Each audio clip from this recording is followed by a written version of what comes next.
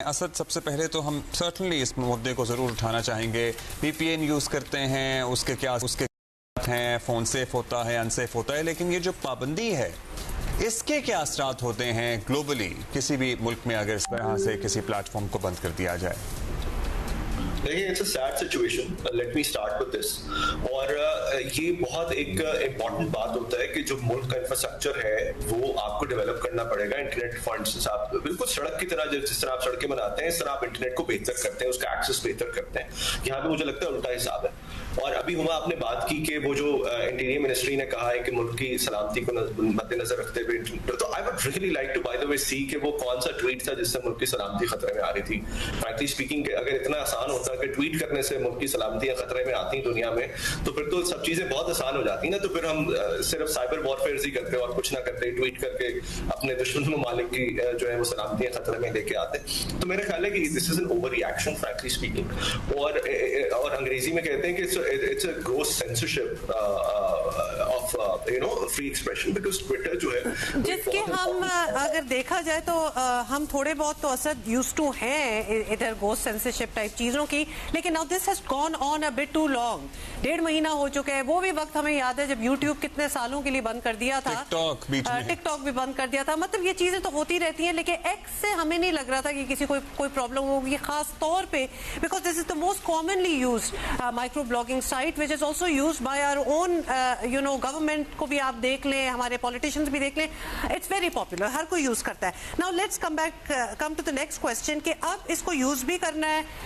हम चाहते हैं कि हमारा फोन भी सिक्योर रहे, हमारा डेटा भी सिक्योर रहे, वीपीएन के थ्रू जाना पड़ता है। VPN has it become the new norm now कि अब वीपीएन होगा तो बाकी चीजें एक्सेस में आएंगी? और कितने लोगों को पाकिस्तान में पता होगा और कितने लोग अवेल करते हैं?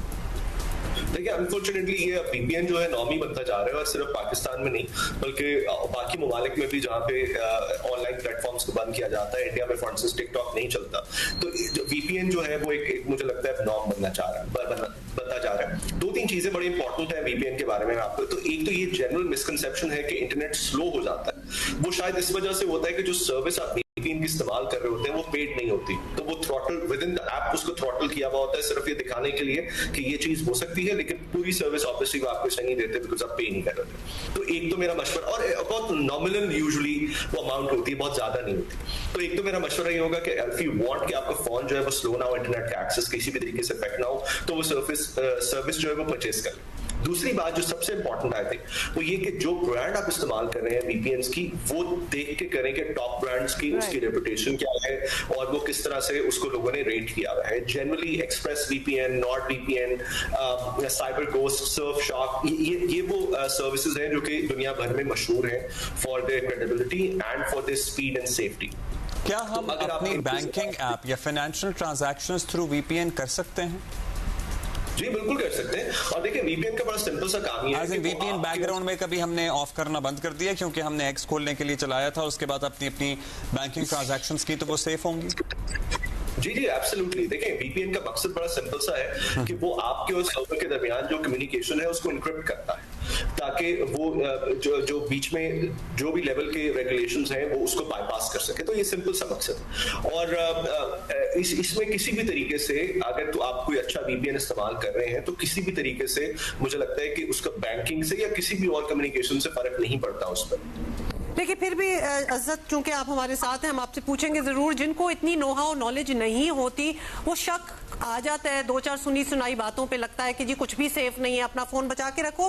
वैसे ही आजकल फोन डेटा जो आपका होता है वो सोने से भी ज्यादा कीमती हो चुका है। If you lose your data you do feel very exposed and vulnerable.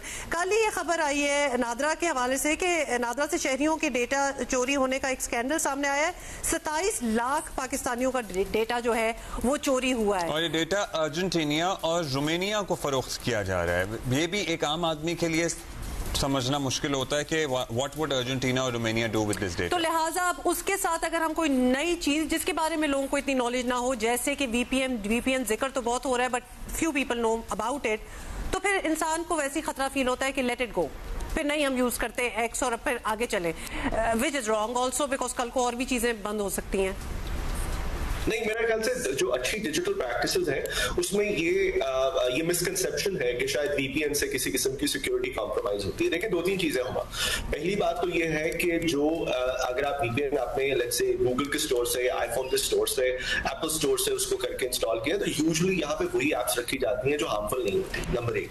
Number 2, अगर आप, जिस तरह मैं बता रहा था कि अगर आप कोई अच्छी ब्रांड का या कोई सर्विस का नाम इस्तेमाल कर रहे हैं तो उसमें तो फिर कोई खतरा मौजूद नहीं है। तो फिर उसमें आई थिंक ये सिर्फ मिसकंसेप्शन है, मिथ है कि उसमें आपका कोई डेटा चोरी हो जाता है। और फ्रैंकली स्पीकिंग बहुत सारी ऐसी डिजिटल प्रैक्टिसेस हैं जो जिनकी वजह से वो डेटा चोरी होता है और वो शायद हमें पता भी नहीं है। तो वो आपने खुद ही अपनी बात का जवाब दे दिया था कि डिजिटल लिटरेसी बहुत इंपॉर्टेंट है। और दूसरी छोटी सी बात, आपने जो पहली बात की थी ना, दैट स्टक विद मी, कि वो नेशनल सिक्योरिटी, ये जो नादरा का डेटा चोरी हुआ है ना, दैट्स प्रोबेबली एन इशू जो कि नेशनल सिक्योरिटी पे इम्पैक्ट कर सकता है।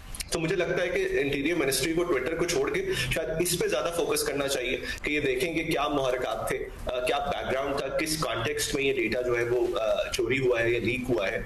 और मैं देख रहा था एजाज की गालिबन ये स्टोरी थी। So I think this is really matter of national concern कि जो आपका जिसको हम क्रिटिकल इंफ्रास्ट्रक्चर है वो अगर सेफ नहीं है तो फिर और क्या करेंगे हम। True, this is very right कि इसको इन्वेस्टिगेट होना चाहिए जो हमारा डेटा। अच्छा, हमारा ये जो नादरा का डेटा चोरी होना, ये बस चोरी हो गया, किसी ने हैक कर लिया, एक्सेस मिल गया, या फिर कोई यहाँ के लोग भी मिले हो सकते हैं तभी ये एक्सेस पॉसिबल है?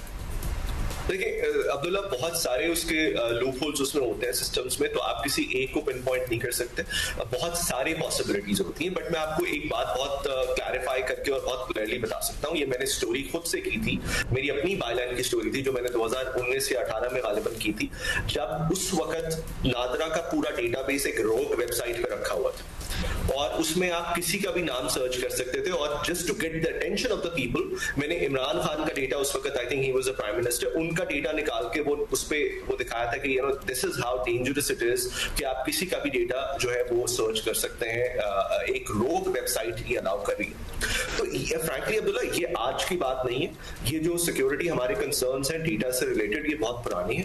और मुझे लगता है कि ये वो असल मैटर्स हैं जहां पे आपने भी बताया ना कि वो अर्जेंटीना में सेल हो रहा है, तो डजंट मैटर कि वो कहां पे सेल हो रहा है, because ultimately if it ends up on the dark web या इंटरनेट में किसी तरीके से, तो कहीं पे भी इस्तेमाल हो सकता है। वो इंडिया में भी इस्तेमाल हो सकता है, वो किसी और मुल्क में भी इस्तेमाल हो सकता है। तो इट वुडंट मैटर कि वो सेल कहां पे हो रहा है, ultimately it's going to end up on the internet.